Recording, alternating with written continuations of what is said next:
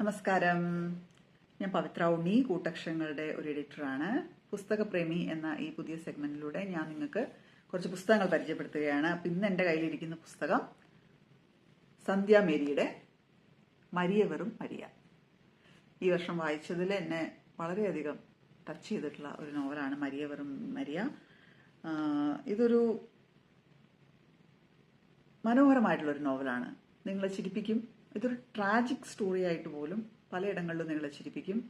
പ്രത്യേകിച്ച് ചാണ്ടിപ്പട്ടിയും അമ്മിണിത്തത്തയും ഒക്കെ നമ്മളെ, മാത്തിരി വല്യമ്മച്ചിയും ഒക്കെ നമ്മളെ ചിരിപ്പിക്കും. മരിയയും നമ്മളെ ചിരിപ്പിക്കും, പക്ഷെ ഒടുവിൽ കരയിപ്പിക്കും. അതാണ് ഈ പുസ്തകത്തിൻ്റെ പ്രത്യേകത. സാധാരണ ഞാനൊരു പുസ്തകം ഒന്നിൽ കൂടുതൽ പ്രാവശ്യം വായിക്കാറില്ല.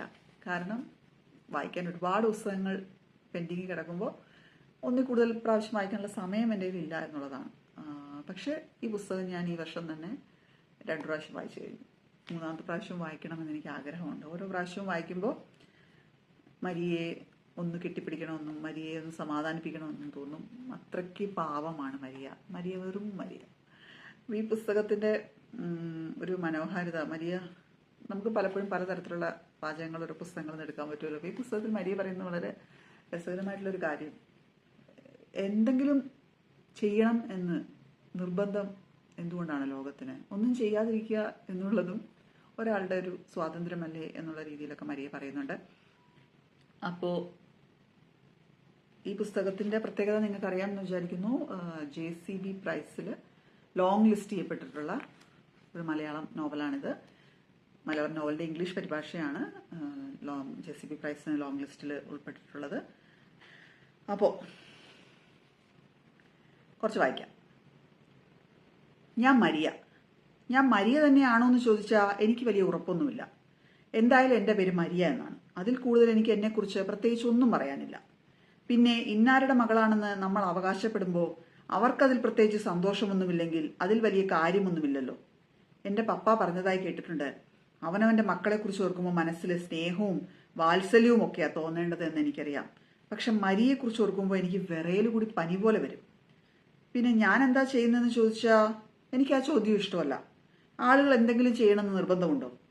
പിന്നെ എന്നെപ്പറ്റിയുള്ള അല്പം കൗതുകകരമായ കാര്യം എന്താണെന്ന് വെച്ചാൽ, എൻ്റെ ഒരു വല്യപ്പച്ചൻ എന്ന് പറയുമ്പോൾ ഒരു 9 തലമുറ മുമ്പുള്ള വല്യപ്പച്ചൻ മഹാപ്രതിഭാശാലിയായ ഒരു മാന്ത്രികനായിരുന്നു, ഒപ്പം വൈദികനും.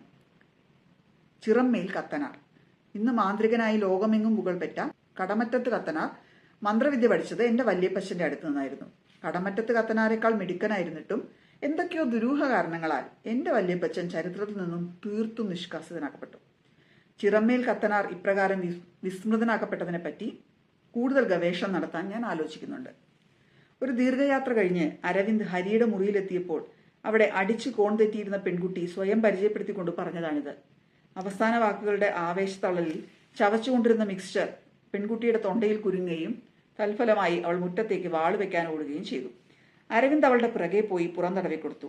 10-35 വർഷമായി ഈ ലോകത്ത് ജീവിക്കുന്ന അരവിന്ദിന് ആദ്യമായി തന്റെ ജീവിതത്തിന് ചില ലക്ഷ്യങ്ങളൊക്കെ ഉണ്ടെന്ന് തോന്നി. കള്ളുകുടിച്ച് പൂസായ ഒരുത്തിയുടെ പുറംതിരുമ്മി കൊടുക്കലാണോ അത്യാവശ്യം അറിയപ്പെടുന്ന ഒരു ചിത്രകാരനായ തന്റെ ജീവിത ലക്ഷ്യം എന്നൊന്നും അരവിന്ദ് അപ്പോൾ ആലോചിച്ചില്ല. കാരണം സംഭവിക്കാനുള്ളത് സംഭവിച്ചു കഴിഞ്ഞിരുന്നു. അരവിന്ദ് പ്രണയത്തിലായി കഴിഞ്ഞിരുന്നു. അങ്ങോട്ട് തനിക്കറിയാത്ത ഏതോ ഒരു പെൺകുട്ടിയുടെ പിറകെയാണ് പോയതെങ്കിലും അരവിന്ദ് തിരികെ വന്നത് വാള് വെച്ച് അവശയായ തന്റെ കാമുകിയെയും ചേർത്ത് പിടിച്ചാണ്. അത്രയൊക്കെയുള്ളൂ ജീവിതം. മാതൃഭൂമി ബുക്സാണ് ഈ നോവൽ പ്രസിദ്ധീകരിച്ചിരിക്കുന്നത്.